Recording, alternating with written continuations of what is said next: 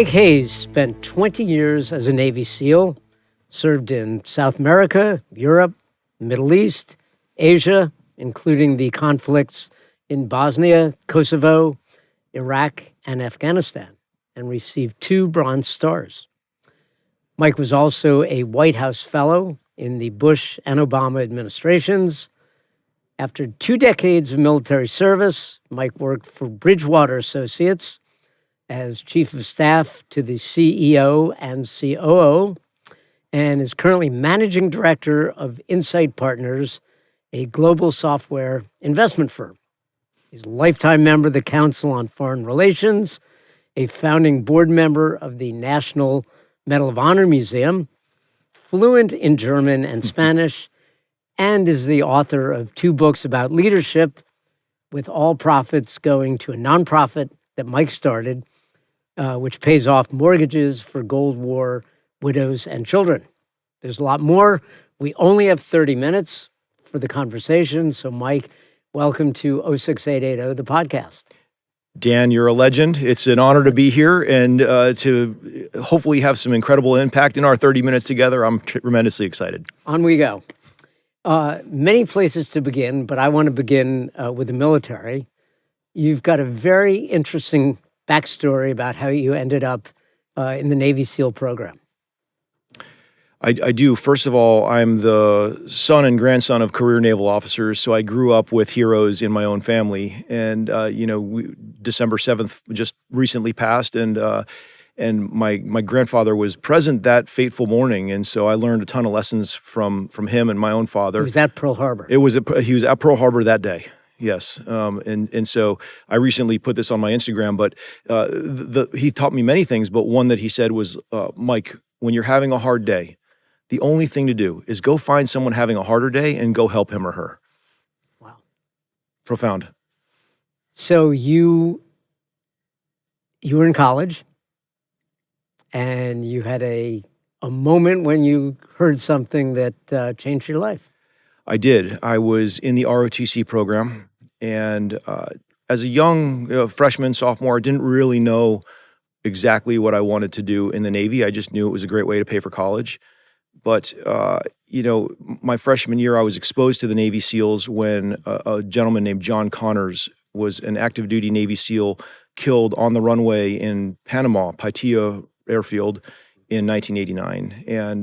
And so I was, I'll say privileged to see the SEAL community and the family come together from my own, back of the church, kind of vantage point, and just to witness this incredible celebration of life and celebration of family in a community. And, this is pre-internet, pre-books on SEALs. And so you kind of just had to get your own very asymmetric, imperfect knowledge on what the community was. But everything I saw was incredibly inspiring, and I decided to go for it.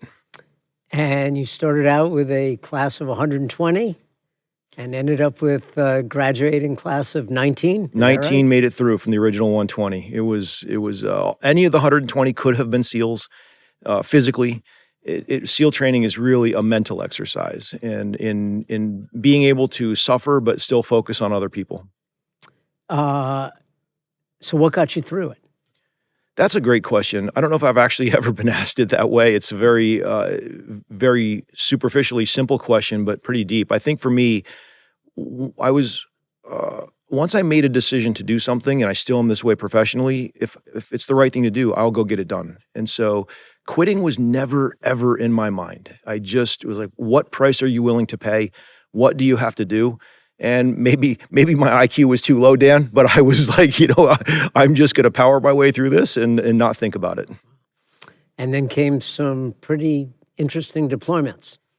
I was my first 10 years were relatively quiet, a little bit of activity in Bosnia, Kosovo in the late 90s. But, post 9/11 is when we really started needing to do more than we physically could from a pace and a deployments. And so, yes, I got involved in the Iraq conflict, the Afghanistan conflict. I was the deputy commander for all the special operations forces in Western Iraq in 2007. I ran as the commander of SEAL Team 2 all of the special operations in Southeast Afghanistan in 2012 for the whole year. And these are long, lengthy deployments away from families as well. And what's your takeaway? What did you learn in those very different parts of the world with, really important jobs? I think people who've really been in combat try to recognize how bad it is and do everything we can to avoid it. If this nation needs to do that, then fine. We need the most prepared, most able forces that are out there.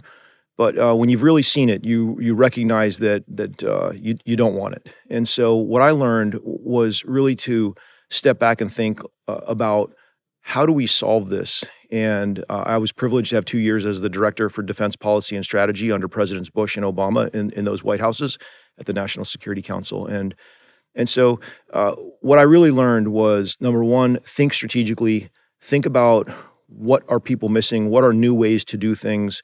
We don't need to get into this, but I started a program where the Taliban could reconcile, and I kind of assessed that a lot of this was not just ideological, but it was also for a great number of the terrorists, the extremists, however you want to label them. It was also economic. And so you had a multiple front. It's not just going out as SEALs in the middle of the night and, as I described, stopping bad people from doing bad things to good people. It's also thinking about governance or infrastructure and macroeconomics. And so we had a successful reconciliation program, but that was just a drop in the ocean relative to basically a 20-year war.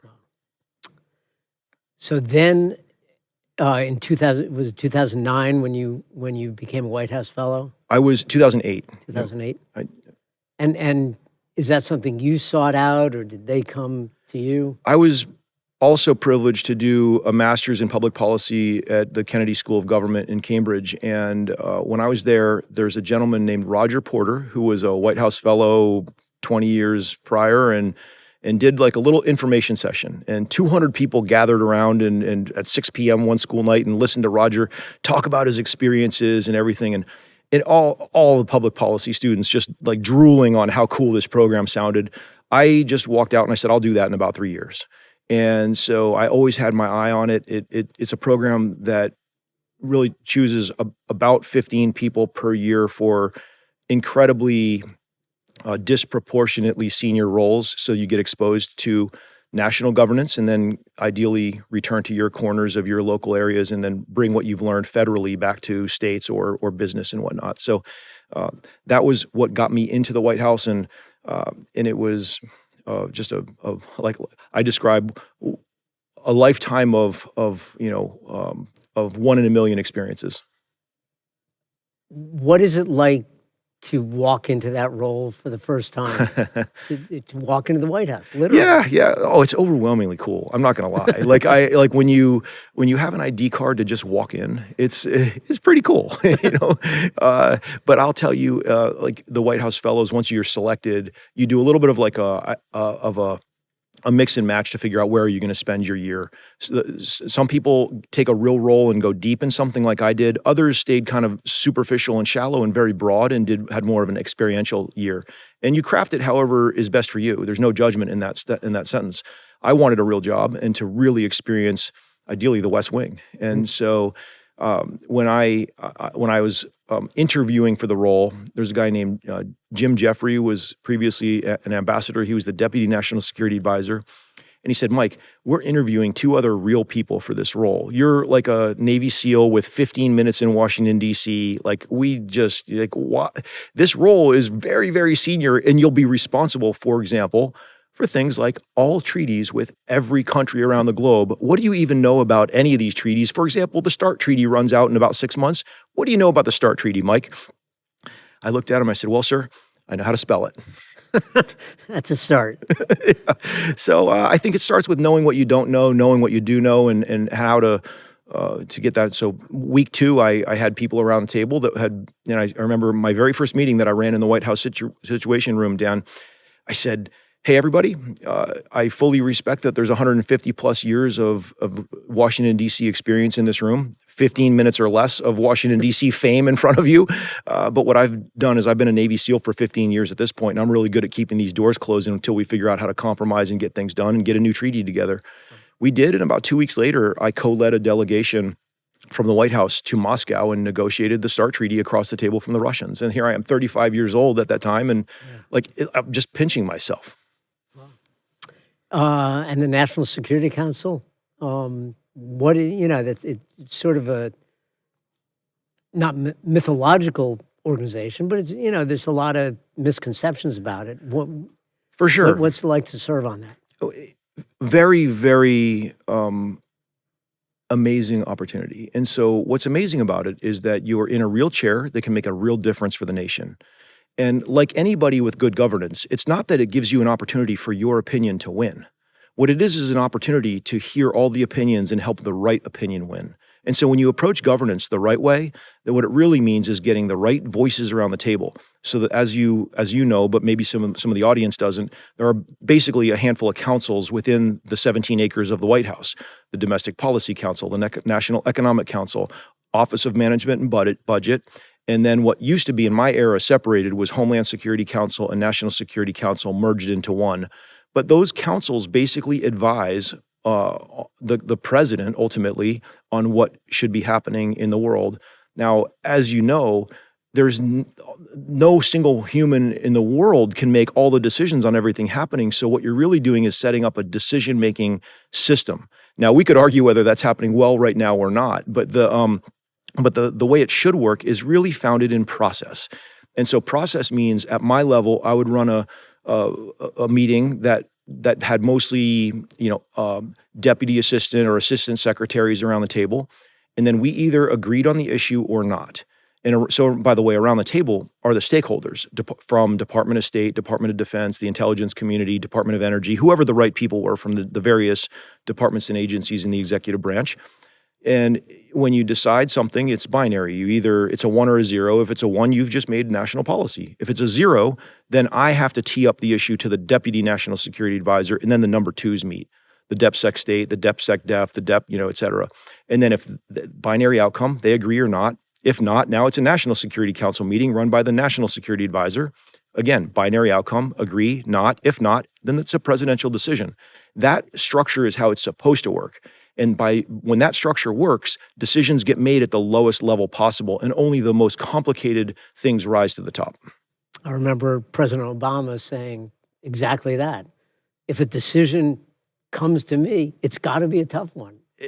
Absolutely. And I've been in that room with President Obama and seen him draw out different opinions. Like, hey, you in the corner, like, you've been awfully quiet. What do you think? And that's what's really important, is to not just have the loudest voices win or the voices that talk the most. Yeah. Everything you've talked about with the military seems applicable to business, and Westport is not a military town. Mm.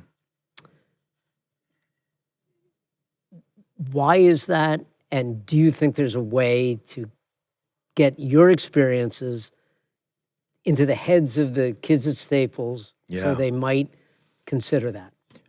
Absolutely. Is that a valid question? It's a very valid question, but you've already heard that I spent time in Washington, D.C., so I know how to not answer the question you just asked me.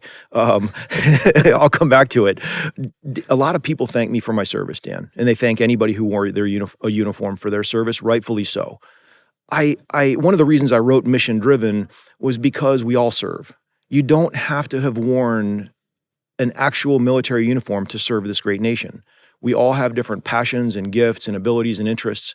And so how do you use your gifts and et cetera in order to go achieve great things for the nation, for the state, for the town? And so I would first and foremost say, yes, it's great to expose more of the military service option to the town. I would zoom up a level to start and say, hey, let's even think about, volunteering in your local church or synagogue, or for Staples, or for stopping into one of the many, elderly homes around the town and just stop in and talk to somebody who's in the home for an hour. You'll make their day and week and month, So service can take many forms and fashions. Now, with that out of the way, to answer your question more directly, absolutely. I think that's one of the things that I would love, is to help people connect purpose to mission to service, and understand that it isn't just, affluent communities historically don't have people who enter the military. It's the inner city, less affluent places that enter the military. That's statistically true, but shouldn't be the case. I'm going to push back a little. You said everybody serves. Is that true? Does everybody do something and get outside of themselves, or are we becoming a nation of gimme instead of giving? Yeah, it's a very fair and correct push, Dan. I've done a lot of business transformation, and if there's one secret to business transformation, it's talk about what you want to be true, and it becomes true. And so a little bit of my statement was a little bit of that. I think what's more accurate is what you said and the way you said it. So I do think that we need more people taking ownership and accountability of the various things that make this, town, state, and country amazing, and planet amazing. So we don't have enough service right now. So let's talk about your book. That's you're trying to get people to do that. You've written two. You want to talk about the first one and then the second? Sure. First book came out in 2020. The title is Never Enough. The premise. So I've buried 75 teammates, about 15 or 20 really dear, like brothers of mine. I've been shot at. I've been rocketed. I've jumped out of a building rigged to explode. I've amputated a teammate's leg on a mission. I'm just really lucky to be here, Dan. And if there's anything that all of these experiences have taught me, and it ties to the way I grew up with my grandfather and father. It is that, to those whom much has been given, much is expected. And so while a lot of these things were horrible days, you have to look at them as opportunities to help teach others and help others learn. So, the number of times I got into a vehicle in Iraq or Afghanistan and wondered, will I even know that I died? Because these vehicles were being vaporized sometimes. And it was just a weird thought, but you just had to box it out and compartmentalize it. And writing emails to my wife and daughter that would walk the fine line between letting them know how much I love them, but at the same time not worrying them. Yeah. Those are hard emails to write. You're the number one best writer in the universe. You know how hard it is to write something like that. And so that when I finished, I felt called. Somebody, you wrote in your article that called me a reluctant author, and I actually have been quoting that because I've never said it that way, and it's exactly descriptive. I never grew up wanting to or aspiring to be an author, and I grew up wanting to have impact for sure. But the first book is a combination of all of these lessons. Describe it as inspiration, memoir, business, and leadership, kind of all rolled up into one. And with that, I donate all of the profits from the book, and then sometimes commercially I get overpaid to speak in public for companies, and I'm unapologetically capitalistic about it because every penny goes back to a charity that, like you referred to, the 1162 Foundation, which Kennedy started the SEALs on 1/162, hence the name. And that foundation very quietly pays off mortgages for Gold Star widows, and those are women who've lost their husbands to either combat or to suicide after the fact. And proud to say we paid off 12 homes now. And so that first book came out and I was like, I'm done. I should pause and come up for air. But then, as you know, 4 years later, more questions and people ask me, hey, Mike, I loved your book, but what does purpose really mean? How do I actually make decisions? And how do I think about a framework for transition points in life? And the thing is, I'm often asked, like, well, is your book just for transition points? And you're like, well, no, absolutely not. But the fact is, we're all deciding every single day to either do something new or to keep doing the things we've already been doing. We're all in transition every day. We're just repurchasing the things that we've already bought every day. So that really was the genesis of the second book, was trying to answer the common questions that I got. And every author likes feedback. What have you heard? What have people said?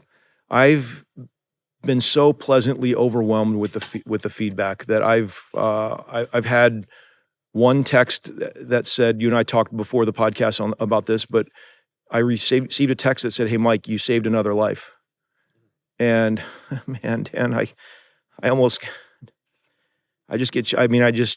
it just chokes me up, to be able to have the impact to be able to help people like that. I've lived a hard life in many respects, and so I won't get deep into the story about what that was, but there's no higher meaning than to help somebody like that. I walked into work yesterday, offices in New York City in Bryant Park, 42nd and 6th. The person at the front desk said, "Hey, there's a letter for you here.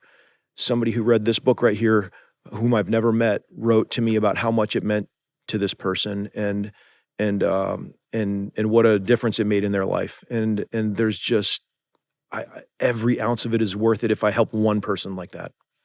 Hold it up so the camera can see. Mission driven, the path to a life of purpose. So how did you end up at Bridgewater? Great question. I was getting out. I decided to get out of the SEALs after being commanding officer. I'm 93 undergrad. 2013 was the end of my 20 years. I was widely expected to just keep serving. Once you do 20, you're just going to kind of keep doing what you're doing. But it is a natural inflection point. I decided to get out. I spoke at an event for Goldman Sachs that I wasn't even really planning to. The quick version is when I took over as commanding officer of SEAL Team 2, I thought if we can just raise about $800,000, we'll be able to get our spouses who stay home, who have frankly the harder jobs than the SEALs, to 10 use or lose babysitting hours per month. Because if you gave these families $300, the spouses wouldn't spend the $300 on babysitting on themselves. But if you give them 10 hours of use or lose babysitting, they'll use it. And whether it's one 10-hour thing in a row to be able to decompress a little bit, or 10 one-hour trips to the grocery store without, schlepping around 3 kids or something like that, it's very meaningful. And so that program actually lives to this day, whatever it is, almost 15 years later. But the way I raised that money was talking to a couple of my friends at Goldman Sachs, and I did a bunch of talks, and they donated and whatnot. So 3 years later, they tracked me down to say, "Hey, can you speak at this really big event?" The quick version is Lloyd Blankfein and Gary Cohen pulled me aside afterwards, and they said, "Listen, you're coming to Goldman. We'll just figure it out." It made an offer right on the spot. I had met Jamie Dimon when I was a White House fellow. He blurbed the back of this. This is one of 5 or maybe it's 6 books that Jamie has blurbed. And he very kindly pulled me in and said, created a number of opportunities at JP Morgan.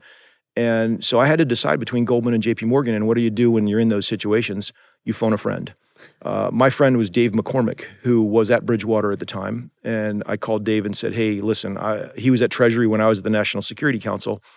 And I said, "I've got a little bit of a puzzle on my hands. I've got literally the CEOs of Goldman and JP Morgan saying, 'Hey, come on over here.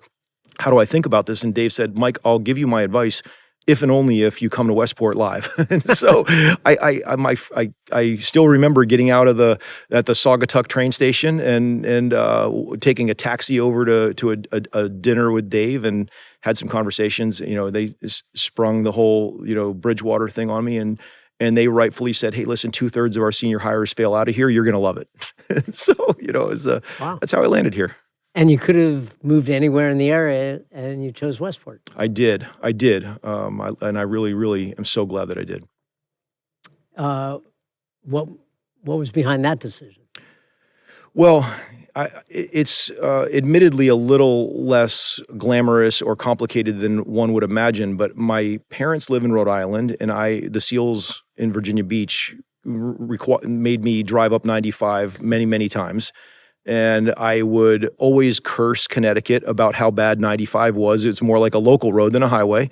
And so I said, my search criteria when I came to Westport was, when I was coming to Bridgewater, was any commute that does not require me to be on 95. So I rented a place at Campo Beach to start, and was a stone's throw away from the various Bridgewater buildings. And then we, 3 or 4 years later, bought a house in Campo Beach. Great area. And how's Westport been for you? We love it here. There's just everything here. It's fun. No matter how long you live here, you always discover there's something new. But I think it starts with the people. People here are just phenomenal. Really, really so accomplished in so many ways. Not just the classic like, oh, professionally and therefore rich and therefore big house kind of way. Like, that's not what I mean. I just mean people who are salt of the earth, trying to really create a difference, create an impact, and help. I think when you need help and you ask for help around here, you get help. And it's something that maybe I'm not good enough at, but this is why asking Westport for help to, help mission driven, get out there in the world more. Sure. But that's really the gist of it. Go-to places? Okay, yeah. Go-to places. First of all, you have to start with the workout. I mean, I just run down Hills Point and hit the, no matter how. Do you go up Campo Hill? I all kinds of, usually the beach. You have to, as a SEAL, you have to include beach is flat. Yeah, it's flat, but it's still soft sand. Right. So you can't, if you finished your workout and you don't have sand in your shoes, then are you really a SEAL? Okay. So that's really number one. And I mean, and then just, of course the water, and I'll just say like the first thing I think about when you say go to places, I think some people would be like restaurants or what, but my goodness, how do you not talk about the Welk? That's like our favorite. That's the Team Hayes' favorite is the Welk. A little shout out to Maz. But anyways, we love that place. Great. I've learned a lot, and I guess my last question is, what have you learned? What message do you want to put out there about what you've written about leadership, about living in this world? Yeah, thank you for asking.